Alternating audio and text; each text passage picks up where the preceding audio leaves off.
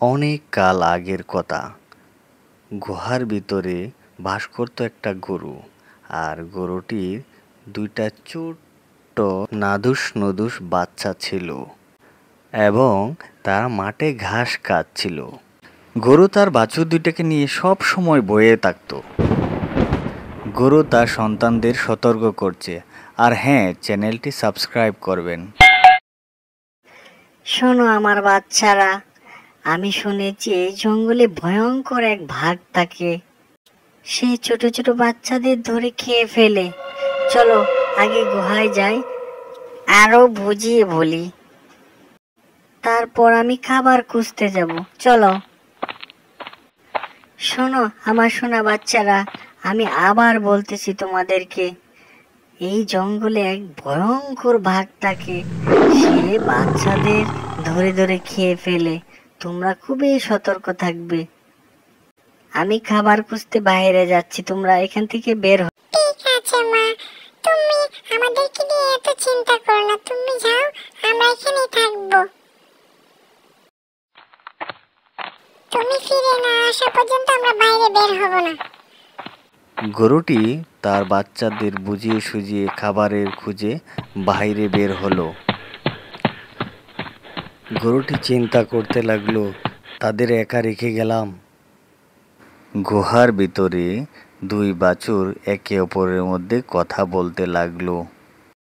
আপু, মা তো এখনো ফিরে এলো না, চল আমরা বাইরে থেকে একটু ঘুরে আসি।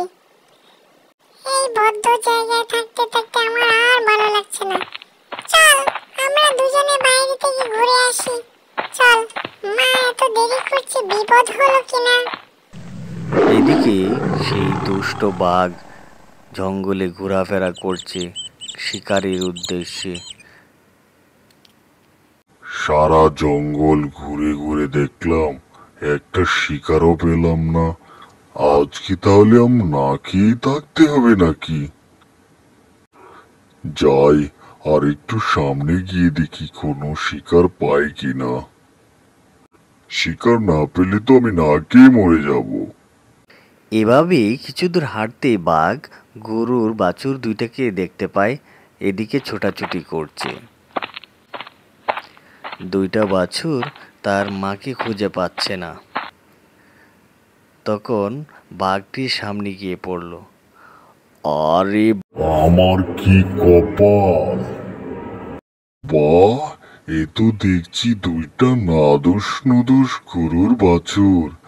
আহ, আমার খিদে তো পেটটা ছুঁচু করছে, আমার জিভে জল এসে গেছে। ঘাড় মোটকে চিবিয়ে খাবো। ওরে বাবা, এ তো দেখছি একটা বাঘ, কেন যে মায়ের কথা অমান্য করে আসলাম। বাঘ মামা, প্লিজ আমাদেরকে ছেড়ে দাও। হা হা হা, আমি তোদের ছাড়ার জন্য এখানে আসিনি, তোদের খাওয়ার জন্য এসেছি। হা, কি মজা হবে, আমার তো জিভে জল এসে গেছে। এই বলেই বাঘ বাছুর দুটোর প্রতি আক্রমণ করে বসে আর বাছুর দুটিকে খেয়ে ফেলে কঙ্কালগুলো ফেলে রেখে চলে যায়।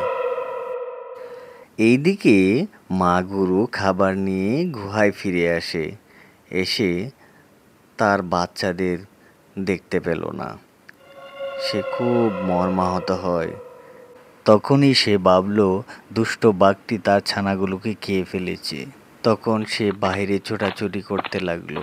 একটু সামনে এগোতেই দেখে তার বাচ্চাদেরকে হাড়গোড় ফেলে রেখে গিয়েছে। হায় হায়, এ কি সর্বনাশ হলো! ওই দুষ্টু বাঘটা আমার ছানা দুটোকে খেয়ে ফেললো। আমি তাদেরকে ছাড়া কিভাবে বাঁচবো? আমি আমি এখন কি নিয়ে বাঁচবো? এই দুষ্টু বাঘকে আমি অভিশাপ দিলাম, এর খেসারত একদিন সে ভুগবেই। এই পাপের ফল একদিন না একদিন সে পাবেই। আমি তাকে অভিশাপ দিলাম। এভাবে বেশ কিছুদিন কেটে গেল। গাভীটি না খেয়ে শুকিয়ে গেছে। তখন ভাবলো যাই, বাইরে গিয়ে কিছু খাবার নিয়ে আসি।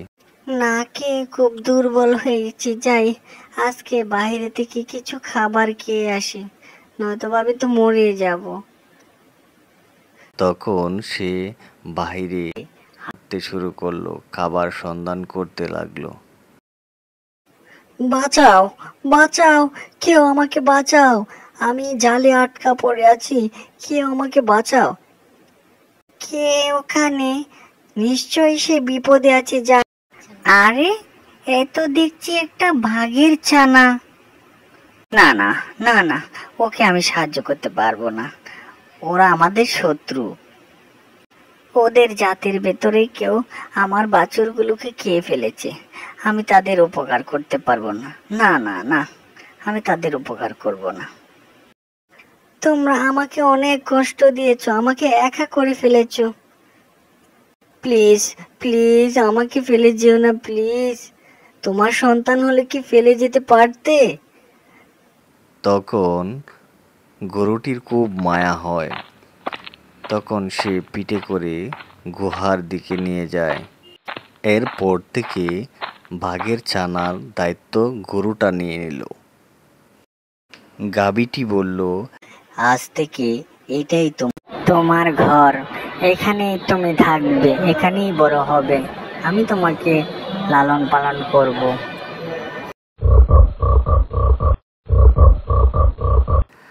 আর এভাবেই দেখতে দেখতে কিছুদিন কেটে গেল।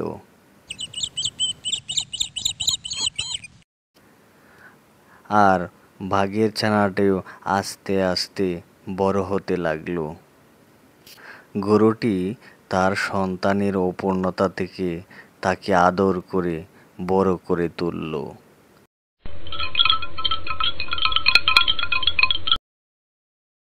মা, তুমি আর জঙ্গলে যাইও না, আমি এখন থেকে তোমার খাবার সংগ্রহ করে দিব। তুমি আর কখনো বাইরে যাবে না। তুমি গুহায় থাকো, আমি তোমার জন্য খাবারের ব্যবস্থা করতেছি মা। আমার বুকটা ভরে গেল, তুই আমাকে মা বলে ডেকেছিস, আমার অপূর্ণতা তুই পূরণ করেছিস। বাঘ তার মায়ের খাবারের জন্য জঙ্গলে গেল, আর পথেই ওই দুষ্ট বাঘের সাথে দেখা হয়। আরে বাঘ, তোকে দেখলাম একদিন গরুর সাথে ঘুরতেছিস। কি ব্যাপার, তুই বাঘের জাত, তুই তাদের সাথে ঘুরিস কেন? সে আমার মা হয়। সে আমাকে লালন পালন করেছে, পাকতে দিয়েছে। আরে বোকা, ও তো তোকে লালন পালন করেছে, সে তো তোর মা না। তুই তাকে বিশ্বাস করিস? চল, আমি তোকে একটা বুদ্ধি দিই। আরে বোকা, সে তো আমাদের খাবার, কথাটা ভেবে দেখ। কথাটা খারাপ বলনি। ঠিক আছে, কাল আমার গুহার সামনে এসো।